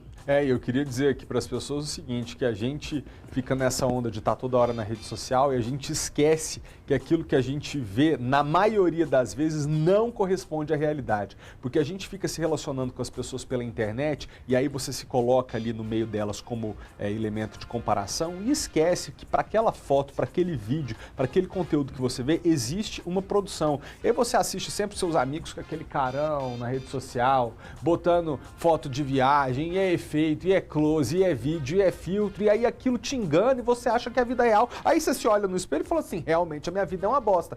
Deixa eu falar uma coisa pra você. A maioria das pessoas que você vê como potência nas redes sociais, quando tá na vida real de verdade, é gente como a gente. Dói igual, tem ansiedade igual, mas por um momento conseguiu botar uma foto boa ali e ludibriar seu cérebro. Você é melhor do que o que você tá vendo nas redes sociais. Não se preocupe. Andréia, deixa eu ver aqui o que os telespectadores estão dizendo. A Adriana disse o seguinte, eu não entro muito nas redes sociais, não sou muito disso. Manda um abraço para minha filha Isabelle, que é de Valparaíso. Isabelle, um beijo, obrigado, tá?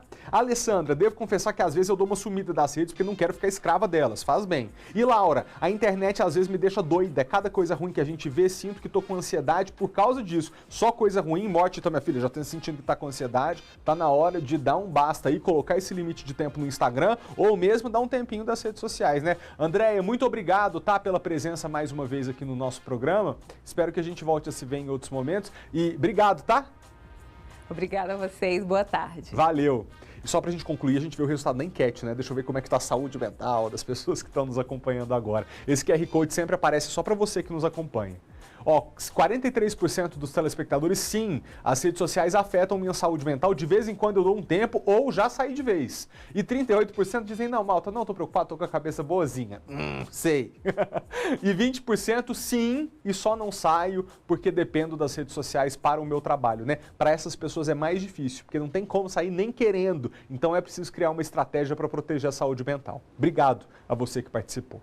Continuando, você sabia que ciclista infrator da lei de trânsito também pode ser multado? Um ciclista também pode ter a bicicleta apreendida? Pois é, parece que muita gente tem pedalado de forma errada pelas vias do Distrito Federal e o repórter Maicon Leão pegou a bike dele e foi dar uma volta para mostrar pra gente qual é o modo correto de trafegar pelas vias do Distrito Federal. Elas estão para todos os lados. Tem quem usa para o lazer, tem quem usa como meio de transporte, até porque ir para a escola, para o trabalho, sem se preocupar com o preço do combustível, tem sido um atrativo e tanto. Mas o que muita gente não sabe é que existem algumas regras para andar de bicicleta. Não é simplesmente pegar a bike e sair por aí. Para começar, a calçada não é lugar para pedalar. Tá tendo ciclovias, mas são poucas, né, ainda. Então, às vezes, nós temos que se meter no meio dos pedestres, dos motoristas. Não é totalmente ciclovia, né? Meu caminho, principalmente, não é totalmente ciclovia. Segundo, na hora de atravessar a rua, o ciclista precisa descer e caminhar pela faixa de pedestre. Nada de atravessar a pista pedalando. E lembrando que do outro lado, nada de calçada. Tem que seguir pelo canto direito da pista. O importante é o motorista te ver, certo? Essa questão de ciclista andar na contramão dos veículos é muito mais perigoso. Porque um veículo que está saindo, por exemplo, de uma garagem, ele olha de onde está vindo o carro, ele não olha na contramão. Então, quando ele sai da garagem, dá de cara com o ciclista. Quem vai fazer uma conversão está de olho se não tem ninguém ultrapassando. Não se preocupe com a contramão, porque a contramão não é previsível, não existe. O ciclista na contramão, ele corre um risco muito grande de sofrer um acidente, de causar um acidente também. E ele tem que andar na mão igual os carros, porque ele é um veículo também, a bicicleta é um veículo. Mas quem não cumprir as regras pode ser multado em R$ 130,16, além de ter a bicicleta recolhida temporariamente. Quem conhece a realidade do ciclista sabe que dividir o mesmo espaço com os carros é um tanto quanto arriscado. Muita gente tem vontade, mas por conta da falta de segurança, não tem coragem de encarar a bike e sair por aí pedalando. A Daniele, mesmo usando a bicicleta apenas nos momentos de lazer, já sentiu essa falta de respeito. Tem sempre as interrupções das faixas que atrapalham muito, tanto para quando você está fazendo trajeto, quanto pelo risco de ser atropelado. A insegurança também se tornou estatística. Em 2021, foram 12 mortes de ciclistas aqui no DF. Agora, em 2022, já são 8, até maio. Não tem nenhum comportamento de ciclista que possa evitar o evento do crime no trânsito quando você tem um motorista com uma máquina que pesa no mínimo 2 toneladas, dirigindo a 80, 90 e 100 km por hora. A regra principal é a questão do ver e ser visto. Está sempre usando roupas claras, vestimentos de fácil visibilidade, principalmente à noite. Para quem usa as duas rodas com frequência, a principal reclamação é a falta de continuidade das ciclofaixas e ciclovias. A ciclovia aqui em Brasília, ela tem início e fim e ela não se conecta com nenhuma outra. Então, isso que é uma dificuldade muito grande em Brasília. Porque mesmo você tendo uma grande malha, certo? Uma razoável malha cicloviária, ela não se conecta. O que está faltando é fazer essa conexão. Segundo a Secretaria de Transporte, está sendo preparado um projeto para atender justamente essas conexões. Por exemplo, ligar a região do Uniceub até o Palácio do Buriti e a interligação entre Samambaia e Taguatinga. A previsão, segundo a Secretaria, é que essas obras sejam concluídas até o fim do ano que vem. O assunto agora é meteorologia e a seca no Distrito Federal, porque a gente já está há 100 dias sem chuva. Importante eu dizer aqui para você, beber água mesmo quando não tiver sede, porque senão você vai achar que está com Covid, que está com resfriado, que está com dengue, que está com varíola, e no final das contas é só desidratação. Só precisa beber um pouco mais de água, porque o negócio está feio. Mas deixa eu ver, será que vem chuva logo para poder aliviar essa sensação de tempo tão seco? Francisco de Assis, do INMET, está com a gente. Francisco, vai chover logo ou vai demorar? Boa tarde. Boa tarde, Felipe. Boa tarde, os ouvintes. Tudo bem? Não vai chover logo, não. Vai demorar um pouco aí as chuvas aqui no Distrito Federal. A semana aí novamente promete uma semana muito seca novamente aí. Hoje à tarde mesmo a umidade deve chegar a valor abaixo de 20% no Distrito Federal. Aqui em Brasília em torno de 20%. Então a gente vai ter aí uma semana bastante seca novamente, com umidade nessa faixa dos 20% ou um pouco menos, viu, Felipe? E é no meio da tarde, né, Francisco, que essa umidade costuma chegar a esse nível mais baixo. É quando a gente precisa recomendar que as pessoas que evitem atividade física ao ar livre, que evitem se expor ao sol, porque eu fico impressionado. Eu mesmo estava comentando esses dias aqui com a médica. Quando eu esqueço de tomar água, porque eu tenho dificuldade de sentir sede, eu passo o dia inteiro ruim, porque a seca realmente tira a umidade da gente, tira a água do nosso corpo, a gente não percebe. E é de tarde que fica pior, né? Exatamente, você falou interessante aí. Muitas vezes, né, quando está muito seco assim, né, geralmente, aliás, acontece que o corpo humano começa a perder a evaporação da água para a atmosfera e a pessoa não sente de jeito nenhum. Por isso que realmente tem que tomar bastante líquido, né? Segundo ponto, a umidade agora no momento está 20% já, então veja que já caiu bastante, né? Ela vai chegar abaixo de 20% em várias localidades do Distrito Federal. Durante as tardes, entre mais ou menos meio-dia até 16, 17 horas, esse é o período pior que tem, né? Que a umidade fica baixa. Muitas vezes a gente pensa que a umidade do ar só está mais baixa por volta de 14, 15 horas, mas não. Quando o dia é bastante seco, 11 horas já apresenta valor baixo de umidade do ar na faixa de 25%, né? Então, a gente tem aí mais ou menos de 11 horas até 16, 17 horas, umidade baixa durante todas essas horas do dia, durante a tarde toda, né? Umidade na faixa de 20%, às vezes até menos de 20%. Isso realmente faz com que haja muita perda da água do corpo humano para a atmosfera. E, além disso, quando as temperaturas começam a chegar a patamar de 30 graus, né? Agora, no momento, está 26 graus, hoje deve chegar 28 graus a temperatura máxima, né? Mas mesmo assim já faz com que haja bastante evaporação. Peraí, só recapitulando então, quando é que vai chover mesmo? Então, Felipe, tem uma previsão de chuvas no final de semana. Foram chuvas fracas de maneira isoladas ainda final de semana, né? próximo final de semana, mas ainda essa condição ainda está remota, né? Vamos ver se no decorrer da semana aumenta mais essa condição de ter realmente essa condição de chuva. Isso lá para sexta-feira e o sábado. Tá bom, muito obrigado, Francisco. Boa semana, dá um abraço aí no pessoal do INMET, viu? Uma boa semana para você também e todos os ouvintes. Obrigado. Uma lancha ficou destruída depois de pegar fogo às margens do Lago Paranoá, perto da prainha. Os bombeiros foram acionados para apagar um incêndio. No total, foram 13 militares que atuaram nessa ocorrência. Eles usaram 2 viaturas e 2 lanchas. Quando chegaram ao local, viram a embarcação em chamas. O combate ao fogo foi rápido. Ainda não há informações sobre as causas do incêndio. O proprietário da lancha não revelou o motivo e dispensou a perícia do Corpo de Bombeiros. Agora veja essa história. Durante uma operação nesse fim de semana, a Polícia Federal flagrou um homem se preparando para transportar 40 quilos de cocaína num carro.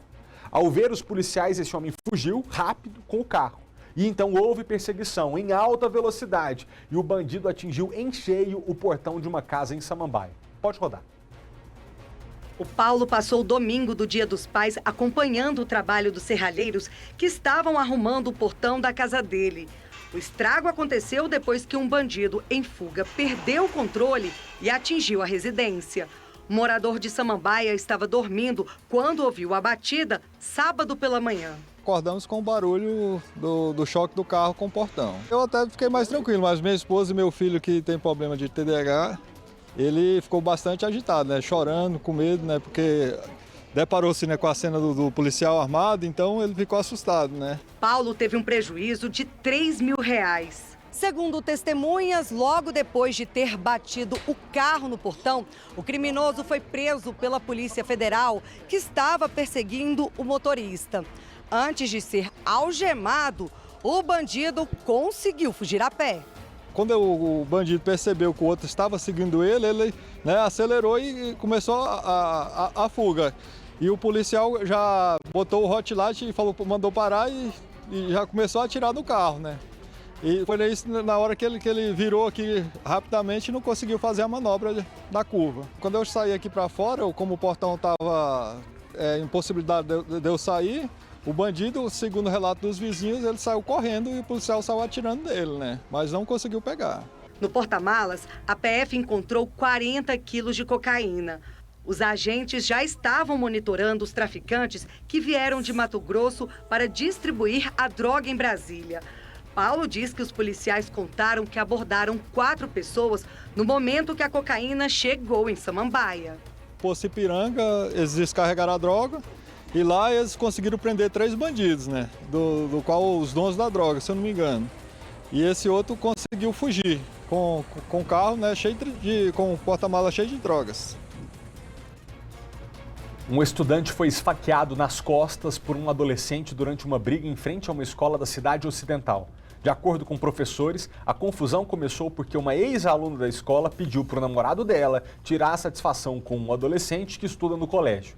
A menina teria se sentido incomodada com as provocações do colega e o namorado apareceu na escola com uma mochila. Dentro, ao invés de livros e cadernos, tinha uma faca de serra usada para perfurar as costas do adolescente.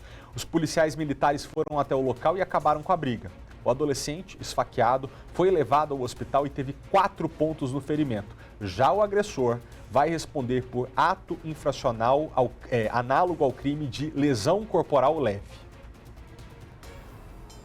Um detento, beneficiário do saidão do Dia dos Pais do último fim de semana, foi preso numa suposta tentativa de assalto na sexta-feira num shopping de Taguatinga. E tudo foi registrado pelas câmeras que são fixadas nos uniformes dos policiais. Coloca a mão na cabeça. Mão na cabeça. Não tô blefando. É só acatar a ordem. Então beleza, mão na cabeça. Mantém a mão na cabeça. Uma funcionária da limpeza viu o revólver na cintura do bandido quando ele foi ao banheiro. Ela acionou os seguranças que seguiram o criminoso. Ele foi imobilizado dentro da loja até a chegada da polícia. E na hora da revista, ainda deu trabalho para os policiais. A cabeça vira de costas, beleza? Chip, segura aí, vira aí. Tá com alguma coisa na cintura?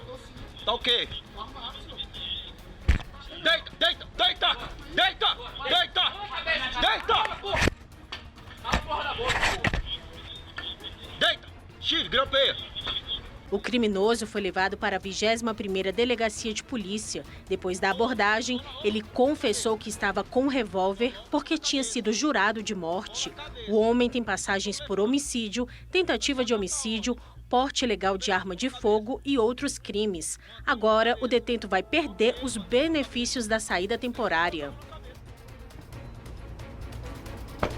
Por falar em saidão, um outro caso desse último fim de semana chamou a atenção. Um presidiário que tinha sido beneficiado com o último saidão de Dia das Crianças, ou seja, outubro do ano passado. Era considerado foragido da justiça e foi recapturado no Hospital Regional de Ceilândia enquanto acompanhava o parto do filho. Guilherme Glória tem as informações pra gente. Guilherme, é com você. Pois é, Malta. Só um detalhe que eu queria trazer essa atualização, notícia boa pra gente, que a nossa produção seguiu apurando aquele caso que a gente trouxe agora há pouco, falando sobre o idoso que estava em situação de abandono lá em Ceilândia. A gente conseguiu contato com a família e recebemos a informação de que ele vai ser encaminhado para um local onde vai ter os atendimentos e todo o suporte necessário, né? Então, notícia boa aí, final feliz para essa primeira história que a gente trouxe. Esse segundo caso agora que a gente vai falar sobre esse preso aí, tinha tudo para ser uma história com final feliz também, viu, Malta? Porque você imagina, Dia dos Pais, nascimento do filho, homem com 38 anos, poder curtir esse momento aí, só que acabou sendo preso, né? Mas não à toa, claro. Eu vou até ler a ficha criminal dele aqui, porque são tantos crimes que eu provavelmente não iria me lembrar de todos. Vamos lá: latrocínio, homicídio, roubo de veículo, falsa identidade, tráfico de drogas, porte ilegal de arma, receptação, furto em interior de veículo. Vale lembrar que alguns desses crimes aí foram mais de uma ocorrência, né? Pra gente ver o quão esse cidadão aí era perigoso. E ele o mandado de prisão foi cumprido na 15ª DP. Ele estava no Hospital Regional de Ceilândia acompanhando aí no Dia dos Pais o nascimento do filho dele. Como você mesmo falou, no ano passado, no Dia das Crianças, ele foi aproveitar o saidão e decidiu que não ia voltar mais. E pelo jeito achava que não ia ser preso. Mas a polícia estava já no encalço dele. Eu vou conversar com a Raíssa Winter, ela é assessora de comunicação da Secretaria de Administração Penitenciária. Antes a gente conversava aqui, ela me contou que esse trabalho já vinha acontecendo há bastante tempo, ele já vinha sendo monitorado, né, Raíssa? Boa tarde. Boa tarde, Guilherme, é isso mesmo. As equipes de inteligência já trabalhavam no encalço dele, já tinham o informe que a esposa dele estava internada no hospital e já faziam campanha na porta do hospital aguardando o momento que ele fosse tentar visitar o filho. O que aconteceu no domingo, no Dia dos Pais. Mas a polícia estava já no encalço dele. Eu vou conversar com a Raíssa Winter, ela é assessora de comunicação da Secretaria de Administração Penitenciária. Antes a gente conversava aqui, ela me contou que esse trabalho já vinha acontecendo há bastante tempo, ele já vinha sendo monitorado, né, Raíssa? Boa tarde. Boa tarde, Guilherme, é isso mesmo. As equipes de inteligência já trabalhavam no encalço dele, já tinham o informe que a esposa dele estava internada no hospital e já faziam campanha na porta do hospital aguardando o momento que ele fosse tentar visitar o filho. O que aconteceu no domingo, no Dia dos Pais.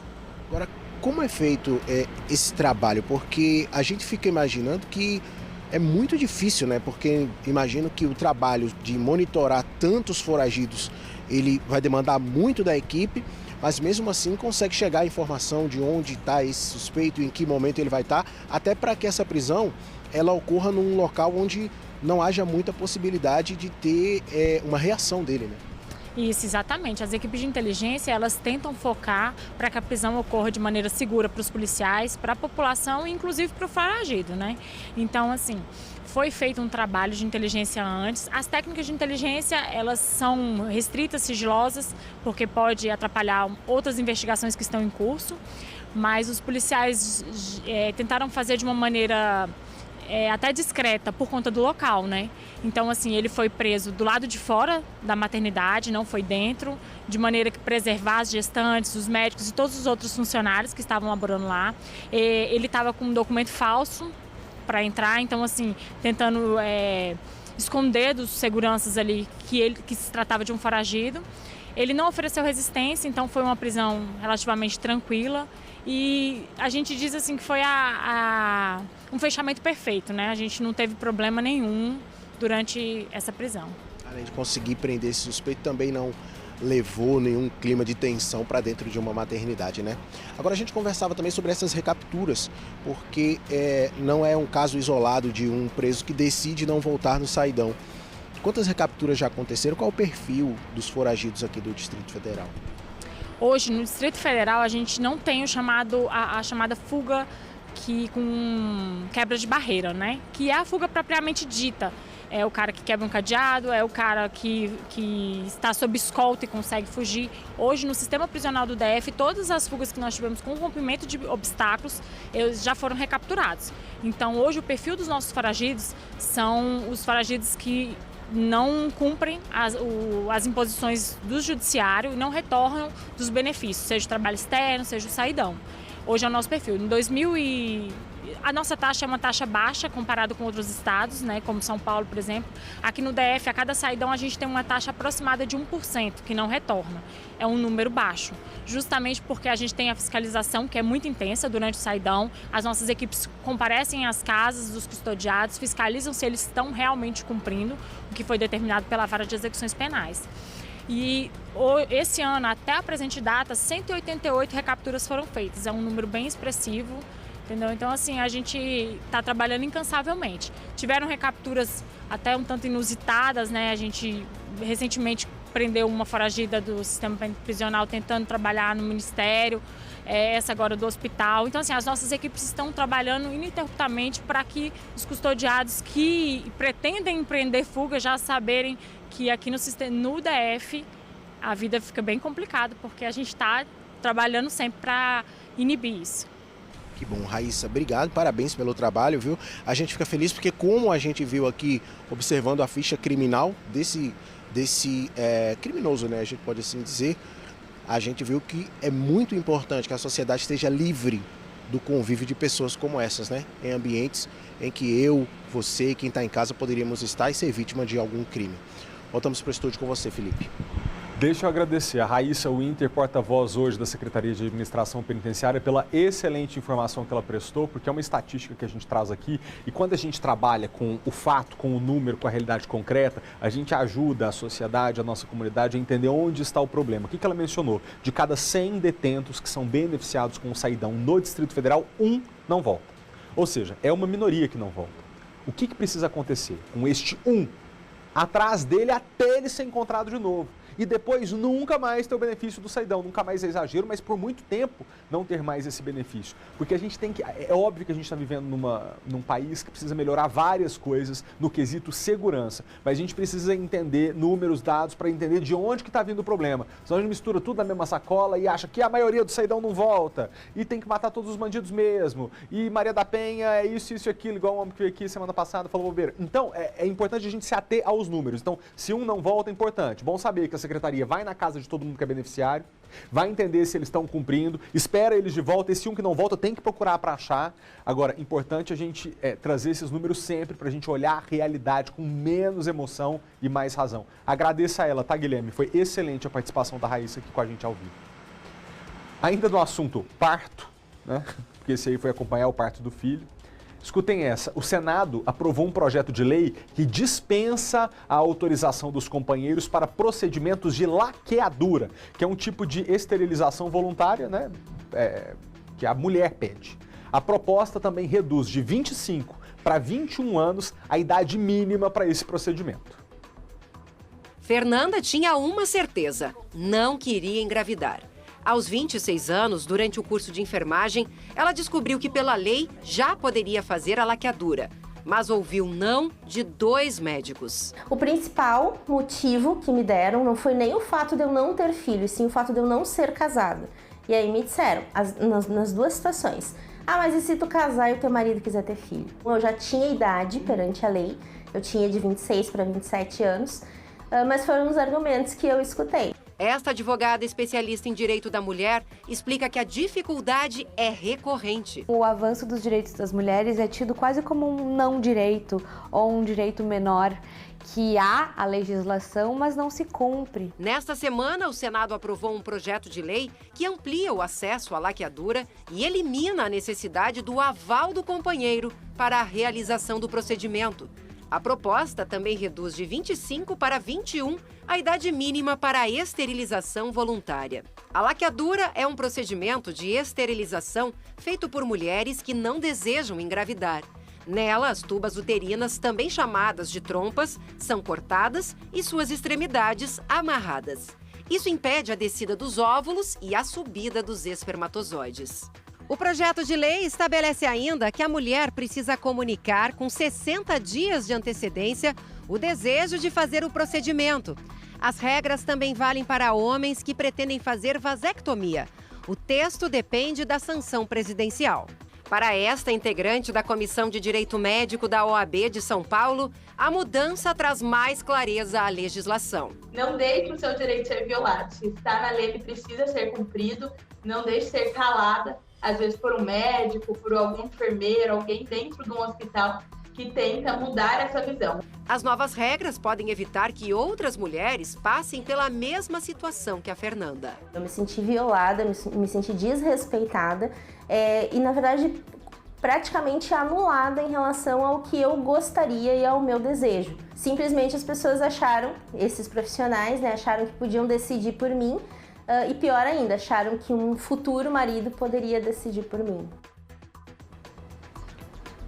Uma motorista morreu depois de ser prensada entre dois micro-ônibus numa garagem lá de São Sebastião. As imagens de câmeras de segurança registraram um acidente. Você vai reparar que a gente vai interromper a transmissão um pouco antes dela ser prensada, porque evidentemente a imagem é muito forte, mas você imagina que depois ela ficou ali esmagada entre os dois ônibus. A motorista Maria Lúcia Rodrigues Barros, de 38 anos, tentou parar o veículo, mas acabou esmagada entre os dois micro-ônibus que você viu na tela. Colegas da vítima relataram que ela foi atingida pelo mesmo veículo que ela havia dirigido momentos antes. A empresa de transporte escolar informou que dá assistência à família da motorista nesse momento.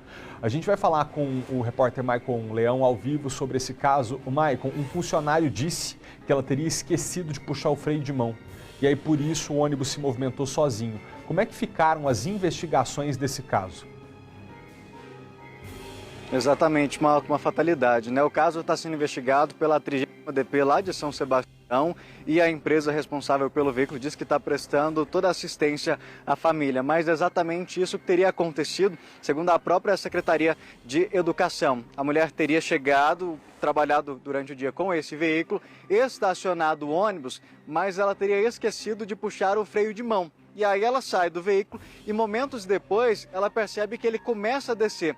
As imagens das câmeras de segurança mostram inclusive isso. O veículo começa a se movimentar devagar e de repente a mulher corre, entra na frente do veículo. Nesse momento, como você já adiantou, a gente interrompe essa gravação justamente por conta do impacto que essa imagem traz quando essa mulher de 38 anos, a Maria Lúcia, ela é prensada entre os dois veículos. Outros colegas de trabalho que estavam no local, claro, desesperados, começam a correr, tentam afastar esse veículo. Um deles chega a entrar no ônibus, liga, engata a marcha ré e consegue separar os dois veículos para que a Maria Lúcia pudesse ser socorrida. Ela foi socorrida pelo Corpo de Bombeiros, levada para o hospital, chegou a ficar internada alguns dias, mas infelizmente ela não resistiu aos ferimentos. A priori, teria sido tratada de fatalidade mesmo, depois do esquecer de puxar o freio de mão. Tanto que o veículo estava estacionado, normal, como os outros, segundo os colegas de trabalho, como faz todos os dias, mas no caso ele começou a descer e ela foi tentar parar o veículo para evitar, mas acabou no momento e sendo esmagada ali por esse ônibus. De toda forma, o caso investigado pelo Malta. Ai, gente. Eu queria, nesse momento, só mandar um abraço muito fraterno para a família dela. Vocês tenham força, muita fé em Deus para superar esse momento. Parece que ela esqueceu o freio de mão para ele tentar evitar Nem ia ser um acidente com pessoas, né? Porque os carros estavam estacionados, mas ela não queria ter que explicar, talvez, na empresa. Nossa, esqueci, me desculpe. Poderia, né? E aí vai ali tentar com o próprio corpo parar o ônibus e acaba perdendo a vida. Para essa família, nosso abraço muito solidário, viu? Que vocês vençam esse momento muito difícil. 1h11. Eu vou ter que fazer um rápido intervalo, mas é rápido mesmo, você vai reparar. A gente volta já já. Tá devendo o leão? A Receita Federal vai facilitar a renegociação de dívidas. As regras publicadas em uma portaria valem inclusive para pessoas físicas. Serão concedidos descontos de até 70% para acertar as contas com o fisco. Jailton é dono de uma empresa que terceiriza serviços de segurança no Distrito Federal. Mas a pandemia afetou o negócio e ele ficou em dívida com a Receita e sem chances de participar de novas licitações. Esse parcelamento da Receita Federal, para mim, vai ser muito bom, porque além de eu já pegar o nada consta da empresa logo nas primeiras parcelas que eu pagar, eu já posso entrar em concorrência de novo. A partir de 1º de setembro, vai ficar mais fácil renegociar dívidas com o fisco. Uma nova portaria permite que pessoas e empresas com dívidas acima de 10 milhões de reais que ainda não conseguiram acordo parcelem os débitos na Receita Federal. Tudo que os governantes puderem fazer para dar esse alívio para o empresário, ele vai se beneficiar, porque esse empresário vai gerar emprego, vai gerar renda, vai gerar consumo e vai gerar aumento de arrecadação de impostos. Então é algo muito inteligente reduzir impostos, ou facilitar o pagamento dos impostos, ou parcelar os impostos. Para dívidas abaixo de 10 milhões, a Receita tem regras específicas. Na maioria dos casos, o débito pode ser parcelado em até 120 meses. Para as pessoas físicas, microempreendedor individual, microempresa ou empresa de pequeno porte, o prazo é ainda maior. Pode chegar a até 145 meses.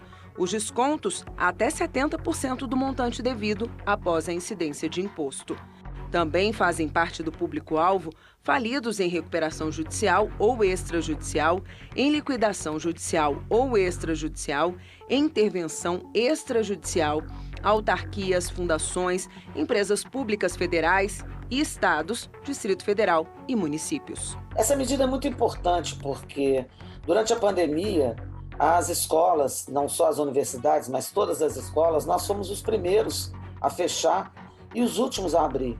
E isso trouxe muitos prejuízos e muita incapacidade de pagamento. Nós, hospitais, temos uma dívida de mais de 20 bilhões e essa portaria vem ajudar aqueles hospitais que têm dívidas tributárias, pois ela prorroga o prazo de 120 meses para 145. Os hospitais têm um pouco mais de facilidade de pagamento de dívidas de impostos que estão em atraso. Ficamos por aqui. Muito obrigado pela sua companhia. Obrigado de verdade, tá? Por me permitir fazer esse trabalho aqui que me deixa tão realizado. A gente começa a semana juntos, então até amanhã, 15 para meio-dia, ao vivo aqui no SBT. Agora é hora do esporte. Tchau!